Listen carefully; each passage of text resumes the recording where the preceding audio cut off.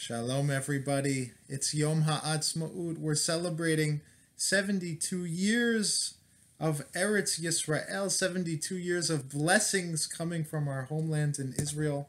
I want to share with you a bracha, one of the parts of the Amidah, one of the blessings in the Amidah, that has a real Zionist resonance to it. Beautiful prayer to be learning about on Yom Ha'atzmaut.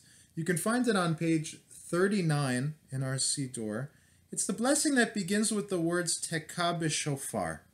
And you'll see why I want to study this as part of our ongoing series on Tefillot today on Yom Ha'atzmaut. You'll get that sense of what we're celebrating today. Prayer begins like this. If you've said the Amidah before, you've said this bracha. Tekah b'shofar gadol lecherutenu.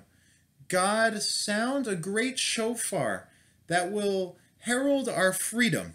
And you could say on Yom Ha'atzmaut, if you want to add a little drash to it, this great shofar that reminds us that we are now free to return to our ancient homeland.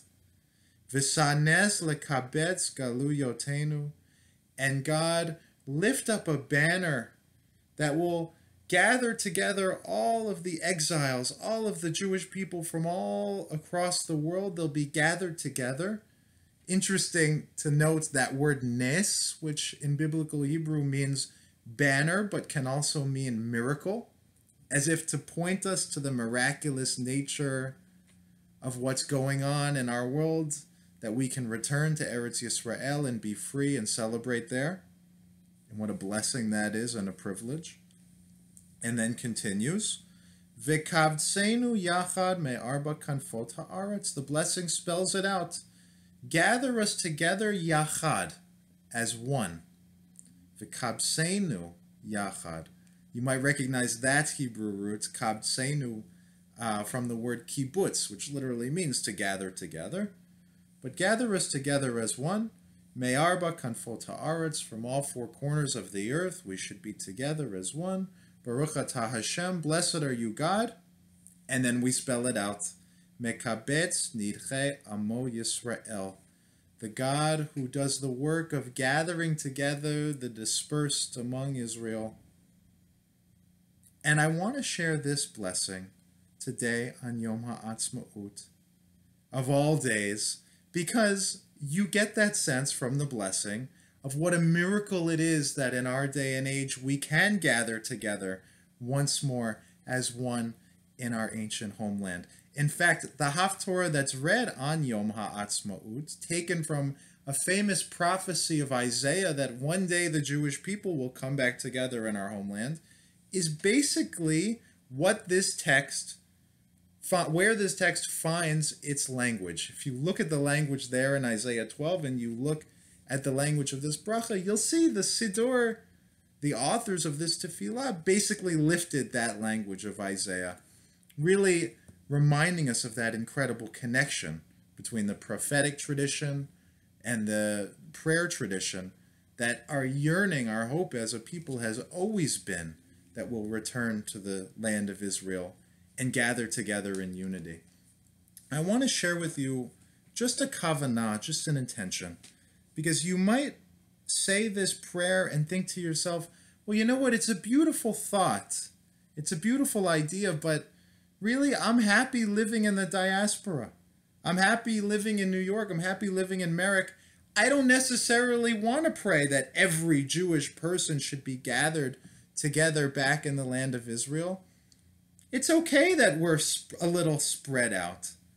And if you have that feeling, I think that's an appropriate feeling, and you can still find meaning in this prayer.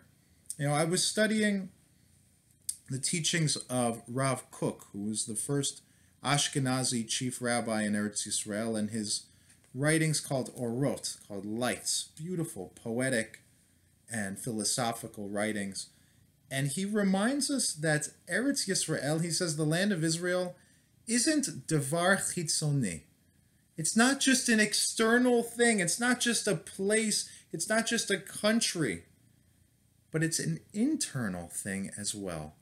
And for Jews, every Jew, regardless of where you are, you can feel that spirit of Eretz Yisrael in your prayers that spirit of courage, that spirit of resilience, that spirit of being connected to Jews across the world, regardless of where you are and regardless of where you're saying this prayer. And of course, we know that wherever you are, we turn both physically and our hearts toward Eretz Yisrael when we pray. In a real way, it's like we're reminding ourselves of the words of the poet Yehuda Halevi, who said that my body may be in the west, but libi b'mizrach, but my heart is always in the east. And so I want everyone to remember and to feel when you say these holy words each and every day.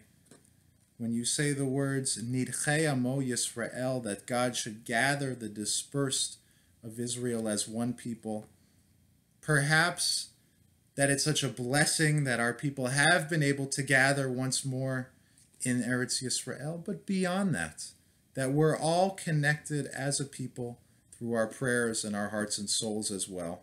And though we have different practices, different customs, different dress, different language, we are, as the prayer reminds us, Amo Yisrael, one people, nonetheless. I wish everybody a meaningful Yom HaAtzmaut. I hope you found meaning in this study of one of our key blessings from the Amidah, and I'll see you next week. Be well, everyone.